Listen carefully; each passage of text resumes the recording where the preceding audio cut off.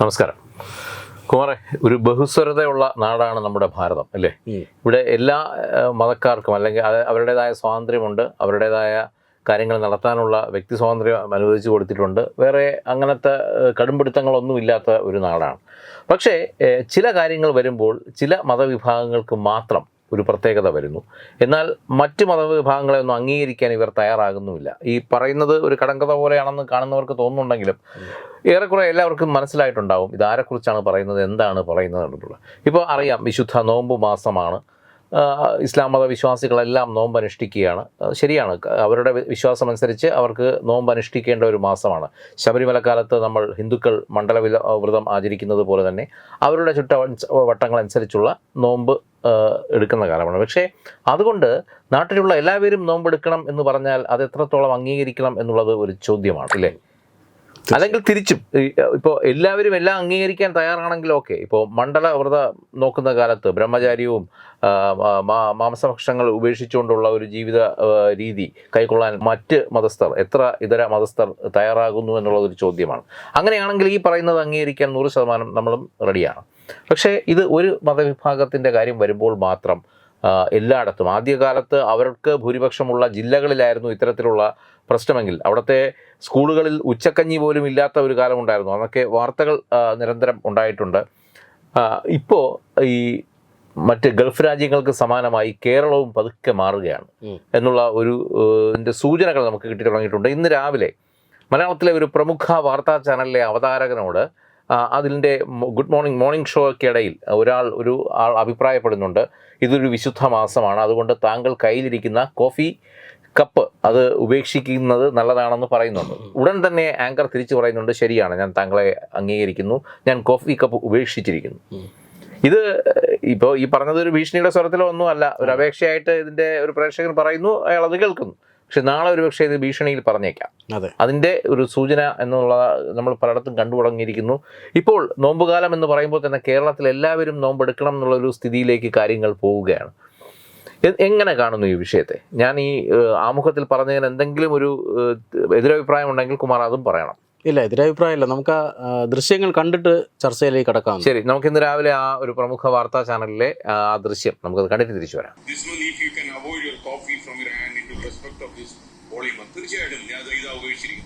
അപ്പോൾ ഇതാണ് സംഭവം. അതായത് SKN തീർച്ചയായും അദ്ദേഹം ഈ മോർണിംഗ് ഷോ വളരെ കാലമായി അവതരിപ്പിക്കുന്ന ഒരു മാധ്യമപ്രവർത്തകനാണ്. തീർച്ചയായും ഏതാണ്ട് 3-3.5 മണിക്കൂറോളം അദ്ദേഹം ഒറ്റ നിൽപ്പിന് ആ ഷോ ചെയ്യുന്നുണ്ട്. അത് മാത്രമല്ല, എല്ലാവിധ പ്രേക്ഷകരുടെയും അഭിപ്രായങ്ങൾ അദ്ദേഹം ഒട്ടുമിക്കാലും വായിച്ച് അതിന് അഭിപ്രായങ്ങൾ രേഖപ്പെടുത്താറുമുണ്ട്. അതെ, എനിക്ക് തോന്നുന്നു ഈ ഒരു ശൈലി കൊണ്ടുവന്നത് തന്നെ അദ്ദേഹമാണ്.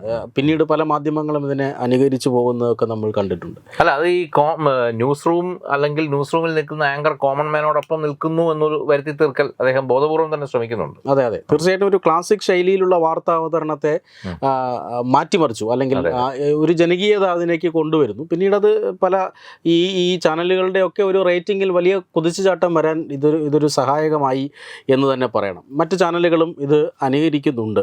അപ്പോൾ ഈ ഒരു ഘട്ടത്തിലാണ് പെട്ടെന്ന് വളരെ സ്പോണ്ടേനിയസ് ആയിട്ട് അദ്ദേഹം ആ കമൻറ്റ് വായിക്കുന്നു. ആ കമൻറ്റ് എന്ന് പറയുന്നത്, അദ്ദേഹം ഈ മോർണിംഗ് ഷോയിൽ ഒരു ഘട്ടത്തിൽ കോഫി അദ്ദേഹം കുടിച്ചുകൊണ്ട് തന്നെ ഇത് പറയുമായിരുന്നു, വാർത്ത വായിക്കുമായിരുന്നു. കാരണം ആ കപ്പ് വെറുതെ അദ്ദേഹം പിടിച്ചിരിക്കുന്നു, ആ കപ്പിൽ എന്തെങ്കിലും ഉണ്ടോ എന്നൊക്കെ പലരും ചോദിച്ചിട്ടുണ്ട്. അതിലുണ്ട് എന്നും അത് കട്ടൻ ചായയാണ് അല്ലെങ്കിൽ കട്ടൻ കാപ്പിയാണ് എന്നൊക്കെ പുള്ളി പറയുന്നുമുണ്ട്. അപ്പോൾ ഈ കോഫി പിടിച്ചു വായിക്കുന്നതാണ് ചിലർക്ക് പ്രശ്നമുണ്ടാക്കുന്നത്. അദ്ദേഹം ഈ കമൻ്റ് അയച്ച ആൾ അഭിപ്രായപ്പെടുന്നത് അതൊന്ന് മാറ്റിയിരുന്നെങ്കിൽ, കാരണം ഇത് പുണ്യമാസമാണ്, അതൊന്ന് മാറ്റിയിരുന്നെങ്കിൽ അത് നന്നായിരുന്നേനെ എന്ന് അത് പറയുന്നുണ്ട്. അദ്ദേഹം ഉടൻ തന്നെ അത് അനുസരിക്കുകയും ചെയ്യുന്നുണ്ട്. കോഫി കപ്പ് ഉപേക്ഷിച്ച് കഴിഞ്ഞു എന്ന് പറയുകയും ചെയ്യുന്നു. അല്ല, ഇത് ആർക്കും ഹർട്ട് ചെയ്യേണ്ട കാര്യങ്ങളൊന്നും ഇതിനകത്തുണ്ടായിട്ടില്ല, അത് നമ്മളെടുത്ത് പറയേണ്ടത് ഇതുവരെ ഒന്നുമില്ല. പക്ഷെ അതിനകത്ത് എന്താണ്, പുനർവായനകൾ ആവശ്യമുള്ള ഒരു ഏതാനും സെക്കൻഡുകൾ മാത്രമാണ് ആ കാര്യം നടന്നിരിക്കുന്നത്. തീർച്ചയായും അതിൽ ധാരാളം പുനർവായന. ഒരുപക്ഷെ നമ്മൾ ഈ വിഷയം എടുക്കുമ്പോൾ നമ്മളെ രണ്ടുപേരെയും വർഗീയവാദികളായി ചിത്രീകരിച്ചുകൊണ്ട് ഇതിന്റെ താഴെ കമന്റ്സ് വന്നേക്കാം. തീർച്ചയായിട്ടും നമ്മൾക്കെതിരെ രൂക്ഷമായ തെറിവിളികൾ ഉണ്ടായേക്കാം. പക്ഷെ എന്തായാലും ഇത് ചർച്ച ചെയ്യപ്പെടേണ്ട ഒരു വിഷയമാണെന്നുള്ളത് കൊണ്ട് തന്നെയാണ് നമ്മൾ ചർച്ച ചെയ്തത്. ഇത് നമ്മളല്ലാതെ മറ്റാരും ചർച്ച ചെയ്യത്തുമില്ല. അതെ, തീർച്ചയായും ഈ മുസ്ലിം ഭൂരിപക്ഷ പ്രദേശങ്ങളിൽ, മുസ്ലിം ഭൂരിപക്ഷ രാഷ്ട്രങ്ങളിലൊക്കെ ഇത്തരത്തിൽ നോമ്പ് മാസക്കാലത്ത് മറ്റുള്ളവരും മറ്റുള്ള മതസ്ഥരും ഭക്ഷണം കഴിക്കാൻ പാടില്ല എന്നൊരു നിയമം അവിടെയുണ്ട്. അങ്ങനെ അവർ ഭക്ഷണം കഴിക്കാറില്ല. അവർ ഇവരോടൊപ്പം നോമ്പെടുത്ത് പോവുകയാണ് ചെയ്യുന്നത്. തീർച്ചയായും അതായത് ഈ പറയുന്ന റംസാൻ നോമ്പിനെക്കുറിച്ച് പല അഭിപ്രായങ്ങളുണ്ട്. കാരണം ഒരു ദിവസം മുഴുവൻ ദീർഘനേരം ഭക്ഷണം കഴിക്കാതിരിക്കുക, വെള്ളം കുടിക്കുക, വെള്ളം പോലും കുടിക്കാതിരിക്കുക എന്നൊക്കെ പറയുന്നത് ശാസ്ത്രീയമായി എത്രമാത്രം ശരിയാണ്. അത് ശരീരത്തെ പ്യൂരിഫൈ ചെയ്യുന്നു, മനസ്സിനെ പ്യൂരിഫൈ ചെയ്യുന്നു എന്നൊക്കെയുള്ള വിശദീകരണങ്ങൾ ഉണ്ടെങ്കിലും എന്തുകൊണ്ടാണ് നമ്മൾ ഒരു ഡയറ്റീഷ്യനെ കാണുമ്പോൾ അല്ലെങ്കിൽ മറ്റ് വൈദ്യശാസ്ത്ര വിദഗ്ധനെ കാണുമ്പോഴെല്ലാം ആരും ഈ റംസാൻ വ്രതം മാറ്റി നിർത്തിയാൽ ആരും ഇങ്ങനെ ദീർഘനേരം ഭക്ഷണം കഴിക്കാതിരിക്കരുത് എന്ന് ഉപദേശിക്കാറില്ല. നിങ്ങൾ ഉപവസിക്കുന്നത് ശരിയാണ്, പക്ഷേ ചെറിയ തോതിൽ ഭക്ഷണവും വെള്ളവും ഒക്കെ ധാരാളം കുടിക്കണം, ചൂടുള്ള സമയമാണെന്നൊക്കെ ആയിരിക്കാം പറയുക. പക്ഷേ റംസാൻ വ്രതത്തിൻ്റെ കാര്യത്തിൽ നമ്മൾ ആ ഒരു ശാസ്ത്രീയതയിലേക്കൊന്നും കടക്കുന്നില്ല. കാരണം അതൊരു വിശ്വാസമാണ്. ആ വിശ്വാസം അവർ എല്ലാ മതവിശ്വാസങ്ങൾക്കും അവരുടേതായ വിശ്വാസങ്ങളുണ്ട്, അതിനെ മാനിക്കപ്പെടുക തന്നെ വേണം. അതെ, കുട്ടികളടക്കമുള്ളവർ വലിയ രീതിയിൽ ആ വിശ്വാസ പ്രമാണമനുസരിച്ച് ആ ചിട്ടവട്ടങ്ങൾക്കനുസരിച്ച് പോകുന്നുണ്ട്. എനിക്ക് ഈ സംഭവം ചർച്ച ചെയ്യുമ്പോൾ കഴിഞ്ഞ ഏതാനും ദിവസങ്ങൾക്ക് മുമ്പുണ്ടായ ഒരു വിഷയമാണ് നമ്മൾ പ്രതിപാദിക്കാതെ പോകാൻ പാടില്ല. കാരണം ക്രിക്കറ്റ് കളിച്ചുകൊണ്ടിരിക്കുമ്പോൾ മുഹമ്മദ് ഷമി ജ്യൂസ് കുടിക്കുന്നു, ആ ജ്യൂസ് കുടിച്ചത് ശരിയായില്ല എന്ന് പറഞ്ഞ് ധാരാളം കമൻറ്റുകൾ വന്നു. കമൻറ്റുകൾ മാത്രമല്ല, ഒരു ഇന്ത്യയിലെ ഒരു അറിയപ്പെടുന്ന ഒരു മുസ്ലിം ക്ലറിക്ക് തന്നെ ഇതിനകത്ത് അഭിപ്രായം പറയുകയാണ്, ഇത് ശരിയല്ല, ഇങ്ങനെ ചെയ്യരുത്, കാരണം ഇങ്ങനെ ചെയ്തു കഴിഞ്ഞാൽ അള്ളാഹുവിൻ്റെ മുന്നിൽ കുറ്റക്കാരനായി മാറും, ക്രിമിനലുകളാണ് നിങ്ങൾ എന്നൊക്കെ പറഞ്ഞൊരു വീഡിയോ അദ്ദേഹം ചെയ്തിരിക്കുകയാണ്. ഇത് ഒരു നിരുപദ്രവകാരി എന്ന് തോന്നാവുന്ന വാക്കുകളാണ് എങ്കിലും ഒരു മുസ്ലിം മതപണ്ഡിതൻ നിങ്ങൾ ചെയ്തിരിക്കുന്നത് വലിയ അപരാധമാണ്, അള്ളാഹുവിൻ്റെ മുന്നിൽ മറുപടി പറയേണ്ടി വരുമെന്ന് പറഞ്ഞാൽ തീർച്ചയായും അദ്ദേഹം ഒരു ഫിസിക്കലായിട്ടുള്ള ആക്രമണം പോലും പ്രതീക്ഷിക്കണം. അങ്ങനെയാണ് ഈ കാര്യങ്ങൾ പോകുന്നത്. കാരണം നമുക്കറിയാം, ഈ നുപൂർ ശർമ്മയുമായി ബന്ധപ്പെട്ടുള്ള വിവാദങ്ങൾ അറിയാം. അത് പ്രവാചക നിന്ദയാണ് എന്നൊരാൾ പറഞ്ഞ ഉടൻ തന്നെ അവരെ കൊല്ലാനായി പല ഭാഗത്തു നിന്നും ആളുകൾ തയ്യാറായി. അതെ, അങ്ങനെ ഒരു ആ ക്വസ്റ്റ്യൻ പേപ്പറിൽ അത് പ്രവാചക നിന്ദയാണ് ആ പേപ്പറിൽ എഴുതിയിരിക്കുന്നത്. കുമാർ നേരത്തെ ഇത് പറഞ്ഞപ്പോൾ എനിക്ക് ചിരി വന്നൊരു കാര്യമുണ്ട്. കാര്യം ഇപ്പോൾ ഈ എസ്കേനോട് കോഫി മഗ് ഉപേക്ഷിക്കണമെന്ന് പറഞ്ഞു, അദ്ദേഹം അത് ഉപേക്ഷിക്കാന്ന് പറഞ്ഞു. ഇത് മറ്റൊരു ചാനലിലാണ് പറഞ്ഞിരുന്നെങ്കിൽ അവിടുത്തെ ഒരു ഷോ തന്നെ നിന്ന് പോകുമായിരുന്നു. കാര്യം കോഫി വിത്ത് ഡോക്ടർ അരുൺകുമാർ എന്നാണ് ആ ഷോയുടെ പേര്. ആ ഷോയെ ഇല്ലാതായി ഇല്ലാതായി.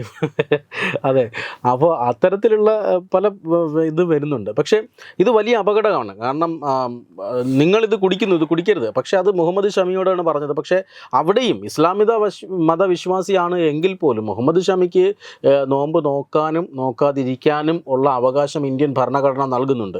പക്ഷേ അവിടെ ഒരു മതകോടതിയുടെ വിധി വരുന്നു, എക്സിക്യൂട്ട് ചെയ്യാൻ പല ആളുകളും വരുന്നു. പല ആളുകളും ഈ താരത്തിനെതിരെ വലിയ നമ്മുടെ ഷമാ മുഹമ്മദ് പ്രതികരിച്ചത് പോലും നമ്മൾ കണ്ടില്ലേ. ഷമാ മുഹമ്മദ് ഈ മുഹമ്മദ് ഷമിയോട് പിന്തുണ പ്രഖ്യാപിച്ചുകൊണ്ടാണ് പറഞ്ഞത്. പക്ഷേ എങ്കിലും അവർ പറഞ്ഞതിലൊരു രീതിയുണ്ട്. അതായത് മുഹമ്മദ് ഷമി സ്പോർട്സ് താരമാണ്, സ്പോർട്സ് താരത്തിന് എടുത്തില്ലെങ്കിലും കുഴപ്പമില്ല എന്ന് ഖുർആൻ പറയുന്നുണ്ടെന്ന് പറയുന്നത്രേ. മാത്രമല്ല ഈ യാത്ര ചെയ്യുന്നയാളാണ്, യാത്ര ചെയ്യുന്നയാളുകൾ നോമ്പെടുക്കണ്ട എന്ന് മതത്തിൽ പറഞ്ഞിട്ടുണ്ട് എന്നൊക്കെ ഉള്ള മതത്തിലൂടെയുള്ള ഒരു എക്സ്ക്യൂസാണ് എല്ലാവരും പറയുന്നത്. പക്ഷേ നിയമവ്യവസ്ഥയിലൂടെയുള്ള ഒരു എക്സ്ക്യൂസ് ശബരിമല വിഷയത്തിലൊക്കെ വന്നപ്പോൾ ഇവിടെ സ്ത്രീക്കും പുരുഷനും ഭരണഘടന ഒരേ അധികാരം തന്നെയാണ് നൽകുന്നത്, എന്തുകൊണ്ട് അവിടേക്ക് കയറിക്കൂടാ എന്ന ചോദ്യം. അന്ന് നവോത്ഥാന മതിൽ കെട്ടാൻ ഇറങ്ങിയത് നെറ്റിയിൽ സിന്ദൂരം അണിഞ്ഞ സ്ത്രീകളായിരുന്നില്ല, പർദ്ദയിട്ട സ്ത്രീകളായിരുന്നു. അതെ, അത്രമാത്രം അങ്ങനെ ഒരു കാലഘട്ടത്തിലൂടെയാണ് നമ്മൾ കടന്നു പോകുന്നത്. ആ സമയത്ത് പോലും തികച്ചും പക്ഷപാതപരമായ നിലപാടാണ്. ഇതിപ്പോൾ ഒരു അഭ്യർത്ഥനയുടെ രൂപത്തിൽ, അതായത് മറ്റുള്ളവരെ കൊണ്ടുകൂടി കേരളത്തിലൊരു അങ്ങനെ ഒരു ശ്രമം നടക്കുന്നുണ്ട്. അത് അതൊരു യാദൃശികമായ ശ്രമമല്ല. അത് തീർച്ചയായും അതിനകത്തൊരു ടൂൾ കിറ്റ് പോലെയുള്ള ചില സംഭവങ്ങൾ എനിക്ക് മനസ്സിലാവാത്തതാണ്. ഇപ്പോൾ ഇത് ഒരു മുസ്ലിം സുഹൃത്ത് പറയുന്നു, പേസ്കൻ അത് അംഗീകരിച്ചു, ഉടനെ തന്നെ അത് അംഗീകരിക്കാനുള്ള ഒരു മനസ്സ് അദ്ദേഹം കാണിച്ചു. പക്ഷെ നേരെ മറിച്ച് ഇദ്ദേഹത്തിൻ്റെ ചാനലിൽ ഈ മണ്ഡല മകരവിളക്ക് കാലത്ത് മാംസാഹാരവുമായി ബന്ധപ്പെട്ട ഒരു അഡ്വർടൈസ്മെൻറ്റും പോകാൻ പാടില്ല എന്നൊരു അയ്യപ്പ ഭക്തൻ ഇതുപോലെ റിക്വസ്റ്റായി പറയുകയാണ്. ഇദ്ദേഹം അത് എത്രത്തോളം കയ്യിലെടുക്കും? തീർച്ചയായും ഇവിടെ ബീഫിൻ്റെ കാര്യം നമ്മൾ പലപ്പോഴും ചർച്ച ചെയ്തിട്ടുള്ളതാണ്. ബീഫ് പാടില്ല എന്ന് പറഞ്ഞു കഴിഞ്ഞാൽ വാളെടുക്കുന്നവരാണ് ഇവിടെ. ഭക്ഷണ സ്വാതന്ത്ര്യത്തിൽ ഇടപെടുന്നു. അതാരാണ് ഇത് നടത്തുന്നത്? പരസ്യമായി ഞങ്ങൾ ബീഫ് ഫെസ്റ്റ് നടത്തും, ഇല്ലേ? അങ്ങനെയുള്ള സംഭവങ്ങളൊക്കെ ചെയ്യുന്നവരാണ്. അതെന്തേ മറുഭാഗം വരുമ്പോൾ ഇവർ മിണ്ടാത്തത്? എൻ്റെ ഒരു സ്വാഭാവികമായ സംശയം ഏതാണ്. അത് തീർച്ചയായിട്ടും ഒരു പൊളിറ്റിക്കൽ ഇസ്ലാം എന്ന് പറയുന്നില്ലേ, ഒരു പൊളിറ്റിക്കൽ സ്വാധീനം അവിടെയുണ്ട്. കാരണം അദ്ദേഹം ഒരു വിഷയം അവിടെ ഉണ്ടാക്കണ്ട എന്ന് വെച്ചിട്ടായിരിക്കും അങ്ങനെ പറഞ്ഞത്. കാരണം അദ്ദേഹം ഞാൻ ഉപേക്ഷിക്കാൻ തയ്യാറല്ല എന്ന് പറഞ്ഞു കഴിഞ്ഞാൽ പിന്നീട് കമൻ്റായി, തെറിവിളിയായി, അത് പിന്നെ വലിയൊരു ഇതായി 24 ചാനലിന് നേരെയുള്ള ഒരു ആക്രമണമാകുന്നു. പലരും അൺസബ്സ്ക്രൈബ് ചെയ്തു പോകുന്നു.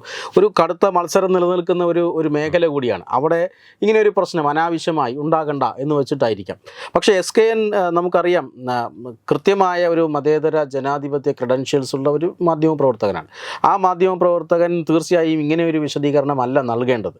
അദ്ദേഹത്തിന് ഒരുപക്ഷെ പറയാമായിരുന്നു, അദ്ദേഹം തീർച്ചയായും നോമ്പെടുക്കുന്ന ആളുകളെ ഞങ്ങൾ മാനിക്കുന്നു, ആ വ്രതത്തെ ഞങ്ങൾ മാനിക്കുന്നു, പക്ഷെ ഞാൻ നോമ്പെടുക്കുന്നില്ല, അതുകൊണ്ട് ഞാൻ കോഫി കയ്യിൽ വെക്കുന്നത് എന്താണ്? 3.5 മണിക്കൂർ ഒറ്റ നിൽപ്പിൽ നിന്നുകൊണ്ട് വാചക കസരത്ത് നടത്തുന്ന ആളാണ് അദ്ദേഹം. അതെ, അദ്ദേഹത്തിന് വെള്ളം കുടിക്കേണ്ടി വരും. എനിക്ക് തോന്നുന്നു ഷമി നേരിട്ടതുപോലെയുള്ള ഒരു ആക്രമണം തന്നെയല്ലേ ഇവിടെ SKN നേരിട്ടിരിക്കുന്നത്. ഷമി വെള്ളം കുടിച്ചു, അത് SKN കോഫി കുടിക്കരുത് എന്ന് പറയുന്നു. അപ്പം ഈ സമാനമായ ഒരു ഇപ്പോൾ അത് എന്താണ് സഭ്യമായ ഭാഷയിലായിരുന്നുവെങ്കിലും നാളെ തീർച്ചയായും ഇദ്ദേഹം ഇത് അനുസരിച്ചില്ല എങ്കിൽ തീർച്ചയായിട്ടും ഇതിനെതിരെ വലിയ ആക്രമണം ഉണ്ടാകുമായിരുന്നു. ഇത് ചെറിയ ചെറിയ സൂചനകൾ നമ്മൾ നൽകുന്നുണ്ട്. കാരണം ഇനി വരും വർഷങ്ങളിൽ ഒരുപക്ഷെ 5-10 വർഷം കഴിയുമ്പോൾ കേരളത്തിൽ ഈ പറയുന്നത് പോലെ റംസാൻ നോമ്പ് തുടങ്ങിക്കഴിഞ്ഞാൽ മുസ്ലിമിനെന്നല്ല ഒരാൾക്കും പകൽ സമയത്ത് ഭക്ഷണം കഴിക്കാൻ അല്ലെങ്കിൽ കഴിക്കില്ല, അല്ലെങ്കിൽ കഴിക്കാൻ കഴിയില്ല, ഹോട്ടലുകൾ അടഞ്ഞു കിടക്കും. അങ്ങനെ ഒരു സാഹചര്യത്തിലേക്ക് വരും. അതിനുള്ള ഒരു ഗൂഢാലോചനയും അതിനുള്ള ചില പ്രവർത്തനങ്ങളുടെ തുടക്കവും ഒക്കെ കാണുന്നുണ്ട്. ഇത് അതിൻ്റെ ഭാഗമായിട്ടാണ് ആവണം എന്നാണ് ഞാൻ വിശ്വസിക്കുന്നത്. കാരണം മറ്റേതോ പേരിലൊക്കെയാണ്, മുസ്ലിം നാമധാരി അല്ല എന്ന രീതിയിലൊക്കെയാണ് ഇത് വന്നിരിക്കുന്നത്. അത് എനിക്ക് തോന്നുന്നില്ല അതത്ര സ്വാഭാവികമാണ് എന്ന്. കാരണം അങ്ങനെ ഒരു അഭ്യർത്ഥന ഇപ്പോൾ നോമ്പ് കാലത്ത് പരീക്ഷ നടത്തരുത് എന്നൊരു അഭിപ്രായമൊക്കെ വന്നിരുന്നതാണ്. അപ്പോൾ അതിനോടൊക്കെ എന്താണ് കേരള സമൂഹം അത്ര കൃത്യമായിട്ടല്ല, അത്ര ആർജവത്തോടു കൂടി അല്ല പ്രതികരിച്ചിട്ടുള്ളത്. അതുകൊണ്ട് തന്നെ ഈ പ്രതികരണവും എന്താണ് അവരുടെ ഒരു നയമനുസരിച്ച് ഈ പറയുന്ന ജനാധിപത്യവും ഭരണഘടനയും ഒക്കെ പറയുന്ന ആൾക്കാർ ഇങ്ങനെയല്ല പറയേണ്ട. അന്ന് ആ സമയത്ത് അവർ ഭരണഘടനയെ മറന്നു പോകുന്നത് എന്ത് എന്ന ചോദ്യമാണ് നമുക്ക് ചോദിക്കാനുള്ളത്. ഈ ഒരു ഉത്തരം ആർജവമുള്ളതായിരുന്നു എന്നൊരു ചോദ്യമായിരുന്നു. എന്തായാലും ഇതിപ്പോൾ നമ്മൾ ഈ വിഷയം ഇന്നിപ്പോൾ ചർച്ചയ്ക്ക് വെച്ചപ്പോൾ ഒരു പരിധി വരെയെങ്കിലും ആളുകൾ ഇവന്മാരെന്താ വന്നിരുന്ന ഈ വർഗീയവാദം പറയുന്നതെന്നുള്ളത്. ഇതൊരു വർഗീയവാദമൊന്നുമല്ല, ഇതും ചർച്ച ചെയ്യപ്പെടേണ്ട വിഷയം തന്നെയാണ്. ഇതും മറ്റുള്ള വിഷയങ്ങളും ഉണ്ട്, ഒരുപാട് വിഷയങ്ങളിലൂടെ ചർച്ച അധിനിവേശത്തിന്റെ വിഷയമാണ്. അതെ, എന്തുകൊണ്ടാണ് നമ്മൾ ഇന്ന് ചർച്ച ചെയ്തില്ലെങ്കിൽ ഒരുപക്ഷെ ഇത് ആരും ശ്രദ്ധിക്കപ്പെടാതെ പോകും, മറ്റാരും ഇത് ചർച്ച ചെയ്യത്തില്ല. അപ്പോൾ അതുകൊണ്ട് ഒന്ന് ചർച്ചയ്ക്ക് വേണ്ടി തന്നെയാണ്, ഇത് ഒരു ചർച്ചയാകാൻ വേണ്ടി തന്നെയാണ് നമ്മൾ ഈ ഒരു വിഷയം ഒന്ന് ചർച്ചയ്ക്ക് വയ്ക്കുന്നത്. കൂടുതൽ പറയേണ്ടത് ഇത് കാണുന്ന പ്രേക്ഷകരാണ്. കാര്യം ഞങ്ങൾക്ക് തെറ്റുപറ്റിയെങ്കിൽ അതും നിങ്ങൾ ചൂണ്ടിക്കാണിക്കണം. അത് നിങ്ങൾക്ക് കമൻറ്റുകളായി ഇതിൻ്റെ താഴെ ചൂണ്ടിക്കാണാം, നമ്മുടെ ഈ ഡിസ്കഷന് താഴെ. നമസ്കാരം. Branding partner Edubix online executive education, focus physiotherapy centre Pattom, Unnat engineering Gujarat, തീർത്ഥയാത്ര.com, അയൺ ബിൽഡ് ഗുജറാത്ത്.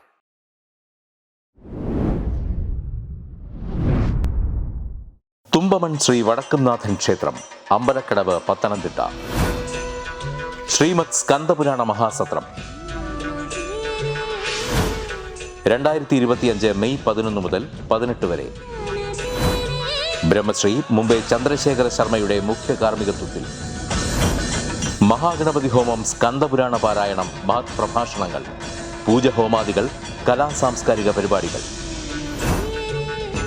സത്രയജ്ഞ കർമ്മങ്ങളിലേക്ക് എല്ലാ ഭക്തജനങ്ങളുടെയും സാന്നിധ്യവും സഹകരണവും സാദരം അഭ്യർത്ഥിക്കുന്നു.